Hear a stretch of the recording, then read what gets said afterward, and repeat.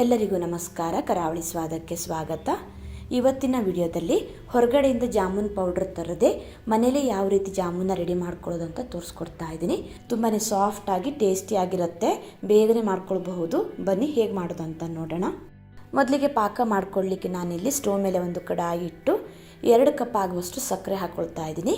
ನಂತರ ಅದೇ ಕಪ್ನ ಅಳತೆಯಲ್ಲೇ 3 ಕಪ್ ಆಗುವಷ್ಟು ನೀರು ಹಾಕ್ಕೊಳ್ಬೇಕು. 2 ಕಪ್ ಸಕ್ಕರೆಗೆ 3 ಕಪ್ ಆಗುವಷ್ಟು ನೀರು ಹಾಕ್ಕೊಂಡ್ರೆ ಸಾಕಾಗತ್ತೆ. ನಂತರ ಇದನ್ನು ಕುದಿಲಿಕ್ಕೆ ಬಿಡೋಣ. ಸಕ್ಕರೆ ಚೆನ್ನಾಗಿ ಕರಗಿ ಕುದಿ ಬರಬೇಕು.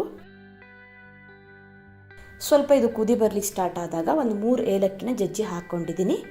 ಹಾಗೆ ಸ್ವಲ್ಪ ಕೇಸರಿ ದಳ ಕೂಡ ಹಾಕ್ಕೊಳ್ತಾ ಇದ್ದೀನಿ.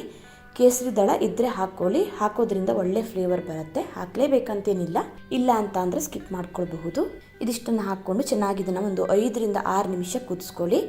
ತುಂಬ ಗಟ್ಟಿ ಪಾಕ ಆಗಬಾರ್ದು. ಪಾಕ ಗಟ್ಟಿ ಆದರೆ ಜಾಮೂನು ಪಾಕ ಹಿರ್ಕೊಳ್ಳಲ್ಲ. ಪಾಕ ತುಂಬ ತೆಳ್ಳಗಾದರೂ ಚೆನ್ನಾಗಿರಲ್ಲ.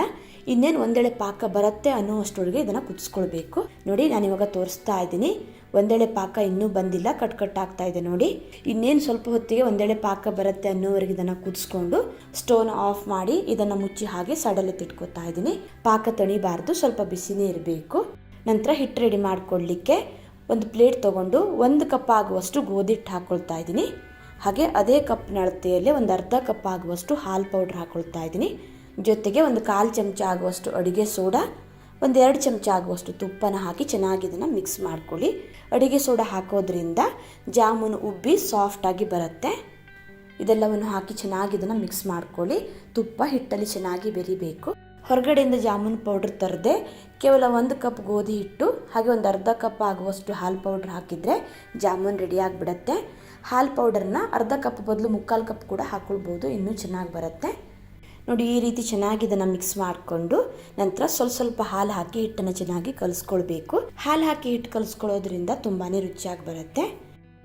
ಚಪಾತಿಗೆಲ್ಲ ಹೇಗೆ ಹಿಟ್ಟು ಕಲಿಸ್ಕೊಳ್ತೀವಲ್ಲ ಅದೇ ರೀತಿ ಕಲಿಸ್ಕೊಂಡ್ರೆ ಆಯಿತು. ನೋಡಿ, ಈ ರೀತಿ ಚುರುಚುರಿ ಹಾಲು ಹಾಕ್ಕೊಂಡು ಹಿಟ್ಟನ್ನು ಚೆನ್ನಾಗಿ ಕಲಸಿ ನಂತರ ಇದನ್ನು ಒಂದು 2 ರಿಂದ 3 ನಿಮಿಷ ಚೆನ್ನಾಗಿ ನಾದ್ಕೊಳ್ಬೇಕು. ಹಿಟ್ಟು ಗಟ್ಟಿ ಆದರೆ ಜಾಮೂನ್ ಕ್ರ್ಯಾಕ್ ಬಿಟ್ಕೊಳ್ಳೋ ಚಾನ್ಸಸ್ ಇರುತ್ತೆ. ಹಾಗಾಗಿ ತುಂಬ ಗಟ್ಟಿಯಾಗಿ ಕಲಿಸ್ಕೊಳ್ಳಿಕ್ಕೆ ಹೋಗಬೇಡಿ. ನೋಡಿ, ಈ ರೀತಿ ಸಾಫ್ಟಾಗಿ ಹಿಟ್ಟನ್ನು ಕಲಿಸ್ಕೊಳ್ಬೇಕು. ನೋಡಿ, ಈ ಹದದಲ್ಲಿ ಹಿಟ್ಟನ್ನು ಕಲಿಸ್ಕೊಂಡ್ರೆ ಜಾಮೂನ್ ಪರ್ಫೆಕ್ಟಾಗಿ ಬರುತ್ತೆ. ನೆಕ್ಸ್ಟ್ ಇವಾಗ ಜಾಮೂನ್ ಹೇಗೆ ಮಾಡೋದು ಅಂತ ನೋಡೋಣ. ನೋಡಿ, ಈ ರೀತಿ ಸ್ವಲ್ಪ ಮಿಶ್ರಣನ ತೊಗೊಂಡು ಚಿಕ್ಕ ಉಂಡೆಗಳಾಗಿ ಮಾಡ್ಕೋಬೇಕು. ಒಂದು ವೇಳೆ ಇದು ಕ್ರ್ಯಾಕ್ ಬಿಡ್ತಾ ಇದೆ ಅಂದರೆ ಹಿಟ್ಟು ಗಟ್ಟಿಯಾಗಿರುತ್ತೆ.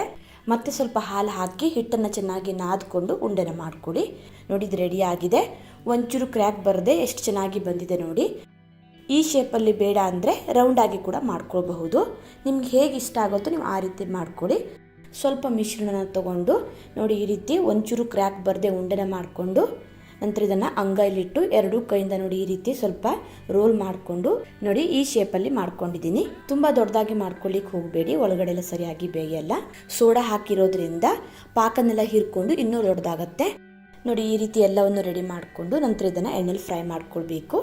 ಎಣ್ಣೆನ ಜಾಸ್ತಿ ಕಾಯಿಸ್ಕೊಳ್ಬೇಡಿ, ಹಾಕಿದ ತಕ್ಷಣ ಕಪ್ಪಗಾಗಿಬಿಡತ್ತೆ. ಎಣ್ಣೆ ಮೀಡಿಯಮ್ ಆಗಿ ಕಾಯಿಸ್ಕೊಂಡು ಅಂದರೆ ನೋಡಿ ಈ ರೀತಿ ಹಾಕಿದ ತಕ್ಷಣ ಇದು ಲೈಟಾಗಿ ಗುಳ್ಳೆ ಬರಬೇಕು. ಒಂದೊಂದಾಗಿ ಎಣ್ಣೆಲಿ ಬಿಟ್ಟು ಗ್ಯಾಸ್ನ ಕಡಿಮೆ ಉರಿಯಲ್ಲಿ ಇಟ್ಕೊಂಡು ಇದನ್ನು ಫ್ರೈ ಮಾಡ್ಕೊಳ್ಬೇಕು.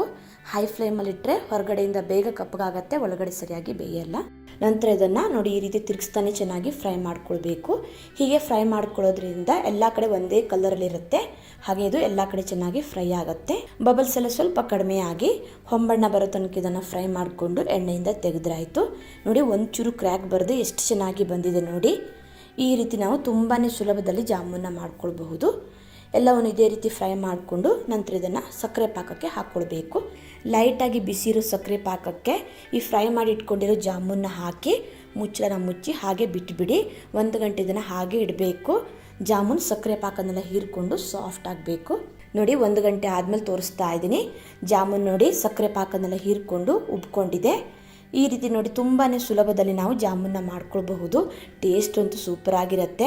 ಹೊರಗಡೆಯಿಂದ ಜಾಮೂನ್ ಪೌಡರ್ ತರದೆ ತುಂಬಾ ಸುಲಭದಲ್ಲಿ ಕೇವಲ 1 ಕಪ್ ಗೋಧಿ ಹಿಟ್ಟು ಹಾಗೆ ಒಂದು ಅರ್ಧ ಕಪ್ ಆಗುವಷ್ಟು ಹಾಲು ಪೌಡ್ರ್ ಇದ್ದರೆ ಈ ರುಚಿಯಾದ ಸಾಫ್ಟ್ ಆದ ಜಾಮೂನ್ ರೆಡಿ ಆಗಿಬಿಡುತ್ತೆ. ಟೇಸ್ಟು ಅಷ್ಟೇ ಸೂಪರ್ ಆಗಿರುತ್ತೆ.